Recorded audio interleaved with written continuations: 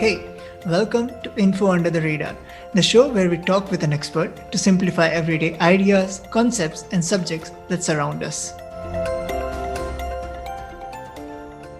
Welcome to the special edition of Info Under the Radar. I'm your host, Vishwajit. And I'm Devendra. Today, it's a bit of a special episode because unlike our regular episodes, we don't have a guest.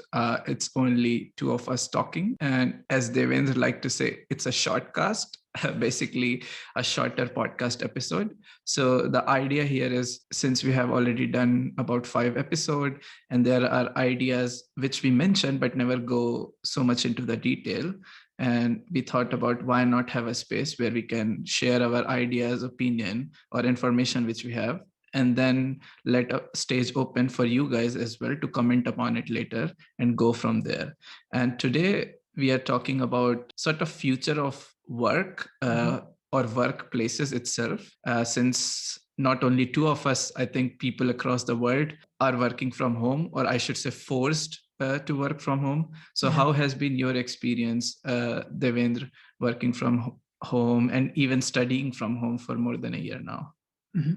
So, as it's true for both of us, we happen to enjoy a certain privileged position. So, I should accept it upfront. And so, working in software sector in general has this advantage that, the transition wasn't that dramatic.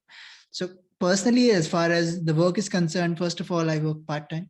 So that was not that difficult in the first place because I'm student, and then as per the rules, I can only work up to 20 hours per week. So there wasn't much of a difficulty for me transitioning. It's just that my workplace now shifted, which when I say workplace in my head, my laptop now shifted from my office to my room. But was it any different for you? Yeah, I mean, some things are similar to what you said. Some things are definitely different. I mean, I'm definitely working full time. So we were already allowed to work few days from home, even in the normal times, let's say pre-corona times. But I am someone who likes to work from office, also to keep the difference between the workplace and home. Maybe one of the reasons being because I don't have a separate room to make it an office. Okay. I think something has to do there as well. Having said that, I mean, I personally enjoyed in the beginning working from home, felt like less of distraction, more focused work. But then suddenly I started realizing I'm really missing the human aspect of working in a team with the colleagues, etc. How about you? Like, how it has been for you as a student also studying from home? Yeah, that is where I guess I have somewhat of a disappointment, which is like I could have gone for an online university as well, right? But the only reason I chose an offline one because so that I could meet different people who shared different sort of interests within the field and outside the field. I guess I missed out on that. And I don't think I'm going to capitalize on that in the coming semester as well. I think I'd be done with my master's by the time I have any opportunity to meet new people per se. So that is a little disappointing. Well, I think that's not the only reason. I mean, you are studying in TUM, which is a very, very good university. Let's not sell it short. Anyways, I totally agree with you. I think, I mean, we don't have kids, but people around us who have kids, and my mother is a teacher. So from all those experiences, what I'm hearing is that especially kids have to work, study from home has massive impact on them, and not just about the syllabus, the course, but just overall their development. So my mom was telling me like she is really seeing difference halfway across the year. Let's say at same stage, kids used to be much more knowledgeable in a certain subject, and also at that age were feeling much more, I don't know, comfortable with certain topics and their way of interaction. And she's finding that missing because now they don't see their teachers, now they don't see their friends. I want to zoom out of this lens a bit and just not focus on the software industry per se. And as you mentioned, the education industry as well. Comparatively, software industry, for them, it was tad bit easier to transition into this. I would say they were made to do it. I mean, to be honest, we are definitely, as you said rightly, we are very privileged Mhm. to able to do that. Of course, if someone comes to you and say, yeah, you can take your laptop and just work from anywhere, in theory it's true. In practice, it's not necessarily true. You need a lot of infrastructure work behind the scenes to able to have thousands of employees working from home using VPN to have privacy and everything. Having said that, yes, we are definitely lucky both in academics and in sort of tech industry. Yeah, even in academics, like I study informatics, so it's easy for them to stream lectures and give us assignment that we can do on our laptops. Talk about something doing mechanical engineering or chemical engineering, who have to go to labs to experiment with, I don't know, something that they need in hand. So that is already difficult for them. Talking about software industry again in general, even before the pandemic, there have been companies that were doing this fully remote employees things, right? If I remember correctly, I think Stack Overflow is also one of them. It's popular among the software sector. There are other as well. Yeah, right? I think popularly Basecamp, like their CEOs are very much, they have written books about working remotely. They have been doing that since the inception of the company. So, and then there are companies like GitLab, for example, who are also doing full remote, and there are many others. So as we said before, again, that in certain industry, it was already a possibility to able to do that. And I think a lot of other companies, like company like ours and some others, actually took a lot of inspiration from these remote only companies to try to learn some things which they were doing in, let's say, in pre-corona times, and maybe try to adapt in this new sort of world. But I have to say that it's not such an easy transition, because before, even though these companies were remote, they used to have once every few months, colleagues were coming into one place and actually meeting. And now it's not possible. I mean, the last time I actually saw my team over dinner was about 7-8 months ago. Also very important from a psychological standpoint, because in general, like building of trust is something that is very difficult. And then now when you think of this scenario where a company has to build trust with their newly acquired employees who are going to be fully remote or would have to be fully remote, that is going to be difficult. Like think about us. People with whom we are working remotely, we have met them at some point in our lives. But they are going to be your colleagues and mine as well, with whom we probably are never going to meet, and we just know them from their icon in the Slack or Google Hangouts. So building of trust is challenged fundamentally in that respect. And totally. I mean, I have seen that I was responsible to onboard someone who joined us during pandemic, and yeah, I have never met that person. Luckily, it worked out pretty well, but I think only because that person on the other end was also very much motivated to ask questions and trying to integrate in the team. But it's very, very challenging. And I've also seen some bad cases of it, especially with people who don't necessarily feel comfortable without meeting people, right? So it has been challenging. But let's get out of our bubble of working in this privileged position in front of our laptops. Let's talk about industries who don't have luxury to work remote at all. Yeah, I mean, like think about healthcare, right? Healthcare workers in general, they don't really have the luxury per se to even adopt to that lifestyle. And in the last 1 year, it has been far more stressful for anyone, so they couldn't even do that. So yeah, that is an industry I could think of. Especially for them, it has not been just this work. It has been like the amount of work they would, let's say, do in a month. They are doing that within 3-4 days, not even in a week. So amount of stress they're having. We have all seen pictures of nurses and doctors in multiple layers of gowns and those stretch marks of constantly wearing hours and hours of N95 mask and all that. And then I think the problem which we are not talking enough about in our society is what's going to happen mentally and psychologically, so to speak, to these people after the pandemic, or let's say it's already happening right now. Yeah, some sort of like a PTSD situation, that like it's a situation that has been talked in the past in context of soldiers returning from wars and all. However, a similar scenario could be observed here. Like they have gone through this such traumatic situation. If it gets over at some point, and I hope it does, I wouldn't be surprised to see many of these nurses, healthcare workers, cleaners, and other supporting staff, in lack of a better word, sorry, but the lifeline of the hospital per se, thinking of or even going a step further and changing their profession fundamentally. Yeah, and who can blame them, right? I mean, and even in some countries, let's say even the governments and people did not even treated them well, Yeah. right? Even after all their work. So it will be very interesting to where that heads. You are totally right. And I think that will come down to, let's say, what was the goal behind joining that profession. And I guess like it's true for every profession, majority of people are working in any profession so that we can make money, have a good living. Yeah. And unfortunately, especially for nurses and cleaners and supporting staff, in many places, even the wages are not good enough. True. So it won't be surprising that some of them decide this is not worth it. Yeah, but this goes, now that I think of it, like it goes beyond an individual. This idea of thinking, why are we doing what are we doing? It's not just for these healthcare workers, or even if we talk about other aspect of it, like delivery guys that we've seen around here who deliver foods, or people who were in the supermarket who had to work, or the bus drivers, everyone. It goes beyond an individual and their profession. I think I could like think of it, extrapolating it to an entire company, as to they asking themselves that why do we as a company exist in the first place?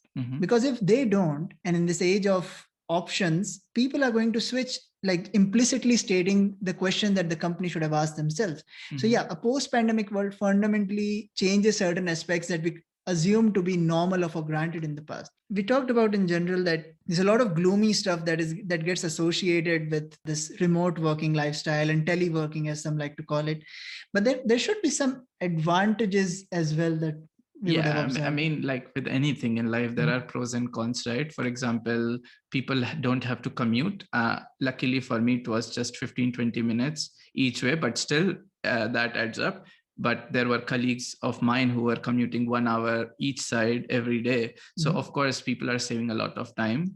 Then there are less distractions, so to speak, for some people. Yeah. I know some people are very happy working from home without chit chat because they just like that. But I still think the cons have been much more major. I mean, I had like this psychological drops at points during this 1 year where I just realized that I'm not feeling connected to the team, to the people I work with. And it was just weird. I mean, unimaginable. Yeah, I can imagine it. I mean, the way I see it is that on certain social media, I could see the creativity of people coming out as well because of the time they had. You mean by creativity, more people cooking and posting it on Instagram? I wish I was on Instagram to be able to comment on that, but primarily on Twitter, the people I follow, they were able to combine art with the field of study that they're doing. Yeah, sure. And then we had one of our guests, Dr. Saktibalan, also mentioned that he was able to collaborate with a lot of other researchers, and he was able to give time to his family. So these are certain pros, I think, that came in an unprecedented fashion. I mean, and to be honest, yeah, there are other pros as well. Like I, for example, became more regular, for example, with running last year. I started dabbling more into interest. I mean, we started a podcast during this time, right? Yeah. So I don't know if I like to think we would have started anyways, but you know, so there have been definitely a lot of creative things. The only thing which not necessarily concerned me, but I think has a major con is depending upon where you are in life, it can have massive downsides. So people are feeling very lonely. People, young people, their dating lives are affected. Their friend circles are getting affected. People like us who live very far from their families, they're not able to visit their family just out of safety concerns and things like that. It is a change scenario. So when we talk of a perspective of pros and cons, of course, it's very difficult to put ourselves into the shoes of people who would be in this position to comment that objectively. And we totally understand that. Like to some people, it would be just one side of the coin. Putting that aside for a moment, how do you expect this to change the future of work, so to say, or what would you want it like turn out to be? I think what I'm seeing more and more in general with physical spaces is that we could look into a future with this sort of hybrid model, meaning where people are working few days from office and few days remotely. So as I said, in some places it was already possible, but now it can be that you might not have a dedicated table at work, for example, right? And you just go there when you need to have a meeting or need to do something which is much more creative. You want to go on a whiteboard and with your team and then come up with ideas. Even though we have a lot of tools, these things are still not possible to do remotely that well. And we know that very well when we are doing whiteboarding stuff ourselves for our true. guest. Having said that, I think I was reading, for example, IBM is about to reduce in coming years about 50% of their offices. So now then what I'm thinking is what's going to happen to those physical spaces. And lastly, I also think that certain industries which never ever thought that they can even think about working remotely now have a good enough experience over 1 year. And I think they realized, oh, actually, you don't necessarily need an in-person meeting. You can do it over either email or just over a short video call. Yeah, like the concept of meeting also has been changed in one way. When back in when we were working in back in the office, a meeting could simply have been me knocking on someone's door or me going to someone's desk and another person join. Or even in the case of a formal meeting, 5 minutes before the meeting, we could chat or we could discuss on an afterthought after the meeting, or the hallway chats that were a part and parcel of that life. All of these seems to have been eliminated by a simple meeting on Google Calendar or anything that you use, and you just see boxes on your screen. So that challenges another aspect of connectivity, as you were mentioning earlier as well.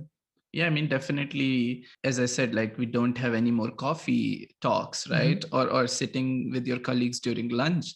And what I am observing, and not just me, a lot of people are observing that those sort of bullshit which we were doing with our colleagues or just chit chat has something to add to our actual work. And it's very interesting how humans actually work. And I think there are some studies happening which we might see talking more about it in coming months or years to come. Yeah, true. So in essence, like the future in general that I hope to see, or I would want to see, would cover this point that we discussed, right? That there should be some detour or a proxy into understanding or developing a tool that could also assist this sort of system where hallway chats could be, lubricated, or if not a software solution, maybe some sort of a solution, ensure that there is some sort of flow of ideas that is happening. Working remotely doesn't have to be working from home. Some sort of working cafes and all of these things which could work. So I would love to see that. I think it also comes down to the work, right? The individual work as well. So for example, if someone is just a writer, they don't necessarily need a dedicated space. They can go to a cafe and then they can type on their laptop. Yeah. And then there can be teams who might work remotely, but they still need sort of these co-working spaces, or even an individual, because that's the funny thing. So people, when they think about working from home, in reality, a lot of time it's actually not working from your real home. Rather, it's actually from a co-working space, or it could be a cafe or an actual office which people are renting. The only difference is they don't have to move to a new city, for instance, to actually go to the physical location of that said company. Oh, wait. I think I would like to see one more thing. It just hit up my mind, which is there's one small thing, and this is a request that goes out to all the laptop developers out there. Please sponsor us.